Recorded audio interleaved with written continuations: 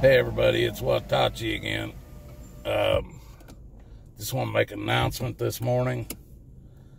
My daughter-in-law was having pregnancy problems and had to go through an emergency C-section this morning. But my first granddaughter and grandchild, it's a granddaughter, was born this morning at 8:45. She was born at 4 pounds, 8 ounces, and the mother and the baby's doing great. So just want to let everybody know everything's good. But, I was thinking about this all morning, about doing a video on this, and I just want to say that I don't know how anybody, if you have a kid or grandchildren or nieces and nephews, or you've been around friends that's had babies, whatever it might be, how anybody that goes through that cannot believe in a higher power, believe in God, had to have created that life. When you start believing these scientists and what they say happened billions and billions of years ago, about there was nothing. There was just a void of space, nothing in it, and then all of a sudden nothing exploded and everything came out of that explosion.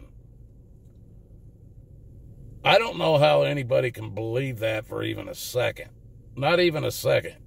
You look at these babies, they got 2 legs, 2 arms. They got 5 fingers on each hand, at the end of each arm. They got 5 toes at the end of each foot, that's at the end of each leg. They've got 2 eyes. They've got a nose with 2 nostrils. They've got hair on their head. They have a butt. They have other organ. Excuse me. But that's something that I would call uniformity. Because all babies, unless they're born with some kind of a birth defect and are deformed in some way for whatever reasons it may be, whether it's man-made or just a DNA defect,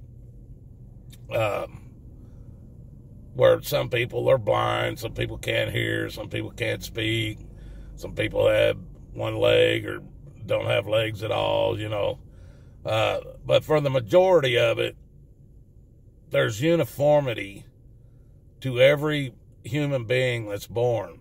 2 legs, 2 arms, 2 feet, 2 hands, 2 eyes, 2 nostrils, a mouth, a brain, vocal cords for speaking and crying and whatever. That's uniformity. Now, you can take uniformity and get chaos from uniformity, but you cannot have chaos and get uniformity out of chaos. You can take and build you a nuclear bomb, and build many of them, and they're all built the same exact way, maybe a different shape, a different size or whatever, but you have certain aspects of it that are uniform in order to have a nuclear bomb or any other kind of conventional weapon. A gun is uniformity. They got to have a barrel. They got to have a trigger. They got to have the bullets that it shoots. This is all uniformity. Well, you can't set that, let's back to the nuclear bomb. You can't set a nuclear bomb off and it rebuilds itself at the end of the explosion and you still have a nuclear bomb. As a matter of fact, everything that it touches will be in pieces. There will be no more uniformity to it. The sizes of the pieces that it blows into, the how much is completely destroyed compared to what pieces are left. The things it blows up or whatever. You know, you cannot have total chaos like the Big Bang explosion that will turn into everything that exists around us today. From wildlife, insects, to new babies. Each one of us human beings. There's too much uniformity to all of us. You know, just like the atmosphere. If one chemical was not in the atmosphere, we would not be on the earth. If one thing was missing out of our atmosphere, we would probably not be here. And I guarantee you, if oxygen was missing in our atmosphere, we wouldn't be here. Just like the plants. If carbon dioxide was not in the atmosphere, the plants and trees and stuff would not be here. That's what they live off of. So this is all uniformity, you know. Everything that happens on this earth is in nature and everything is uniform. You cannot get uniformity out of chaos. I don't care. If you think you can, I want you to leave it in the comments and prove to me how you can. How you can get uniformity out of chaos. Because you're not going to get it. Just like the grass. Each grass pretty much grows the same way and looks similar enough that you can call it uniform. Rocks. Depending on what size of rocks you're, river rocks. Yeah, they're different sizes, but they all kind of look alike. Sand. Yeah, there's a little bit of a difference between them, but if you got a sandy beach, there's usually sand all the way across the beach. It's not a spot of sand here and a rock over there and some grass over here. It's it's uniformity. So I look at this baby that my daughter-in-law and my son had today, and I see 100% uniformity. I see something that could not exist without a creator. It would not have. It cannot exist by accident. There's no way. Too many things have to happen before that baby is even conceived. And then there's people that think, well, a baby's not a baby until it's taken off of the umbilical cord or whatever you call it, that cord. But it's not a person. It's not a person until the third trimester or whatever. This is all bull crap. If you think that baby after it's conceived and you can hear a heartbeat and everything, once that heart starts beating, you cannot deny that baby is a person at that point. It will have a brain, it will have ears, it will have arms and legs, and it will have a soul.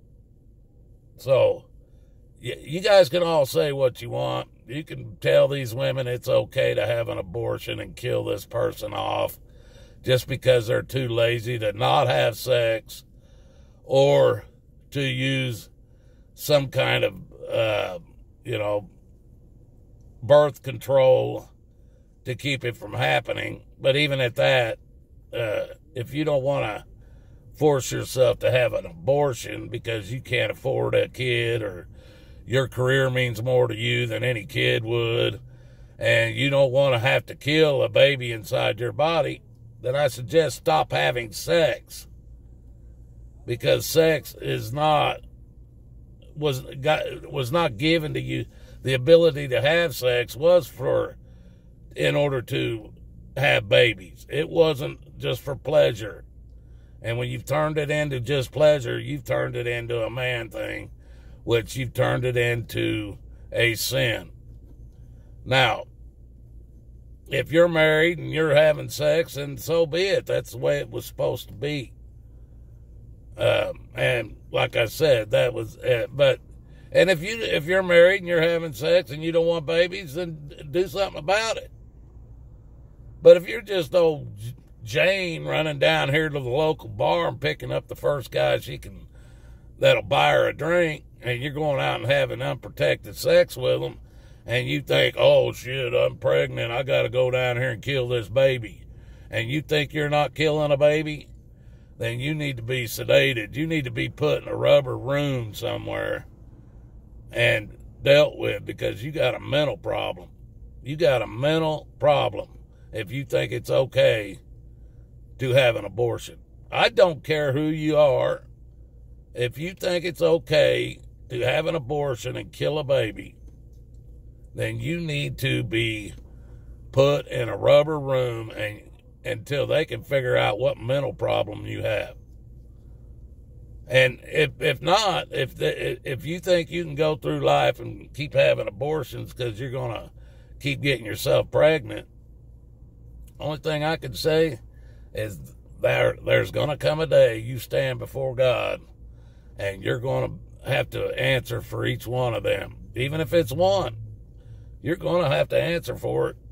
And hopefully you've made your peace with God before that day comes and he forgives you for it. Because if you haven't and you continue to do it, you're going to pay with your soul, people. And you better understand that. That's why I always say, may God bless us all, because we're going to need it at the end of my videos, because that's the only thing that's going to save us all. Donald Trump ain't going to save us. The government ain't going to save us. The cops ain't going to save us. And obviously, we're not going to save each other. We're going to sit back and let the evil ones do what they're going to do. So, I say it again. That's my rant for today. Really not even a rant. I just wanted everybody to know my grandchild was born today. So, may God bless us all, because we're going to need it. And I hope this world is a better place for my granddaughter to live in by the time she has to be on her own. You guys have a good day. I'm clear.